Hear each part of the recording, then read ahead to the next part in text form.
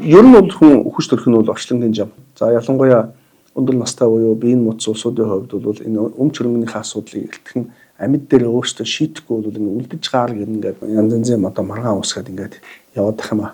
Нэгдүгürt гэрээсэл бич сурах хэрэгтэй. Тэгээ хоёрдугаарт нь бол хүн нас барсан тохиолдолд өвтэй холбоотой асуудлыг хууль заасан хугацаанд нь хүсэлтүүдээ гаргаж ямаар байна. Тэгээвүүс болоод ийм шинэ маргаан үүсэх юм аа.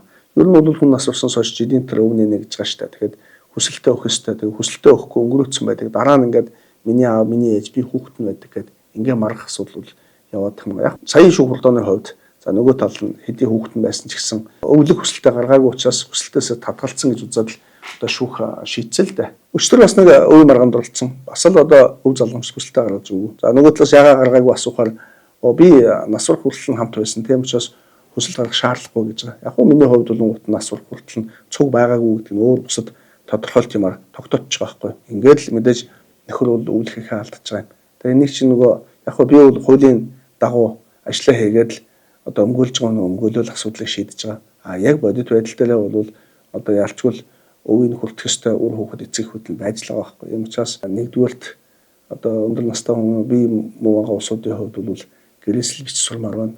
За хоёрдугаарт нь өнгөрсөн тохиолдолд хугацаанд нь өвийнхөө өсөлтийг гаргаж өгч байгаарай гэж одоо иргэддээ зөвлөе дөө.